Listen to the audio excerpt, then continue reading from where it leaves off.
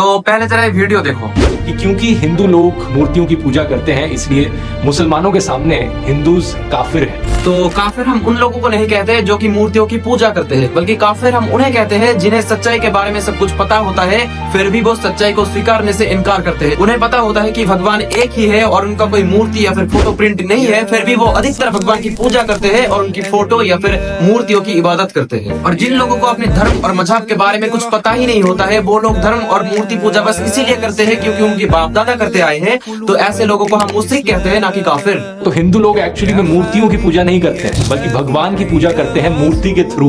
ये वैसा ही हो गया जैसे कि आप अपने फादर को याद करते हो उनकी फोटो देखकर। तो ठीक है, मैं बाप का ही उदाहरण लेता हूँ। तो मान लो तुम अपने बाप की पूजा कर रहे हो उनकी तस्वीर या फिर मूर्ति को सामने रखकर, तब तो ठीक है। लेकिन क्या होगा अगर तुम अपनी बाप की पूजा कर रहे हो एक गधे या फिर घोड़े की मूर्ति या फिर तस्वीर को सामने रखकर? तो यहाँ पर अपमान किसकी हो रही है, घोड़ा या फिर गधे की या फिर तुम्हारे बाप की? तो डायरेक्टली यहाँ पर अपमान तुम्हारी बाप की हो रही है, क्योंकि तुम उसकी पहचान बदल रहे हो, तुम उसकी आइडेंटिटी बदल रहे हो। ठीक इसी तरीके से मूर्ति पूजा करने वाले हर एक व्यक्ति भगवान का भी अपमान कर रहा है। अब कुछ लोग सोचेंगे कि हम भगवान की अपमान कैसे कर रहे हैं, हम तो भगवान की पूजा किसी घोड़े या फिर गधे की मूर्ति या फिर तस्वीर को सामने रखकर नहीं करते, हम तो भगवान की पूजा उनकी मूर्ति और उनकी तस्वीर को सामने रखकर ही करते हैं। तो तुम लोग मुझे पहले ये बताओ कि तुम लोग जो भगवान की ऐसे ऐसे या फिर ऐसे मूर्तियां बनाते हो, तो तुम्हें कैसे पता चला कि भगवान ऐसा ही दिखता है? आखिर तुम्हें पता कैसे चला कि भगवान के दो हाथ होते हैं, दो पैर भी होते हैं, एक शरीर होता है और वो खाता है पीता है और उसे रहने के लिए एक बड़ा सा मंदिर की भी जरूरत होती है? तुम अपने घरों में इन